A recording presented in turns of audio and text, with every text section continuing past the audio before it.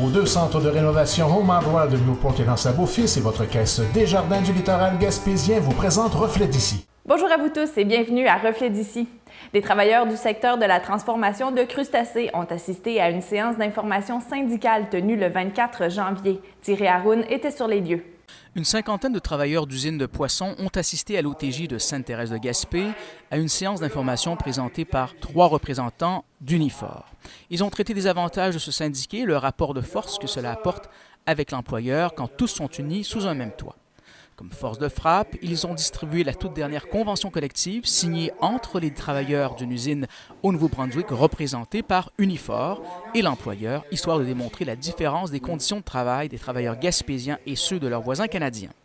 Le temps et demi payé par ces 40 heures de travail, des salaires horaires oscillant entre 13,57 et 27 $ l'heure selon les corps de métier. Bref, de quoi faire sourciller les personnes présentes, chez qui on sentait d'ailleurs une frustration évidente de ne pas être payé à leur juste valeur. Gilles Albert, capitaine pêcheur porte-parole pour l'occasion, a tenu à dire, après la réunion, que les travailleurs peuvent se prendre en main par l'entremise d'un syndicat et que cela demeure toutefois leur choix. Le passer le message qu'à un moment donné, ils sont dus pour être pris,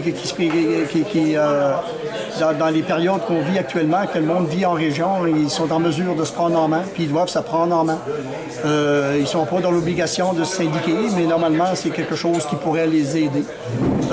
Il y a bien des choses au niveau des pêches ici au Québec, ce qui se passe actuellement, qui pourrait les aider. Plusieurs de ces gens-là connaissent ce trou noir année après année. On a des bateaux en 2017 qui sont allés débarquer près de 4 millions de livres de crabe des neiges à Terre-Neuve et au Nouveau-Brunswick. Aucun député se lève en chambre ou peu importe en région pour défendre ces points de vue-là, pour ramener ces gens-là du côté du Québec, pour permettre aux travailleurs d'usine d'accumuler peut-être 3-4 semaines de plus de travail pour les permettre d'éviter le trou noir. En réaction, Georges Sheen, le directeur général de E. Gagnon et Fils, une firme visée par les critiques, n'est pas contre la syndicalisation de ses employés. Il craint toutefois les mauvaises intentions. On n'est pas contre la syndicalisation, puis même au contraire, on était actionnaire de Marinor dans le passé, qui ont toujours un syndicat, et tout se déroulait très bien. Ma seule crainte serait que des personnes avec des mauvaises intentions deviennent décideurs et autour de la table. Puis dans bien des cas, ça amené à la fermeture de plusieurs usines. Mais par contre, avec un syndicat équitable, il n'y a aucun problème à avoir une union dans l'usine. Même, il y a des choses là-dedans qui est profitable pour des deux côtés, là. Quant aux critiques formulées par les travailleurs sur leurs conditions de travail, M. Sheen accuse le coup.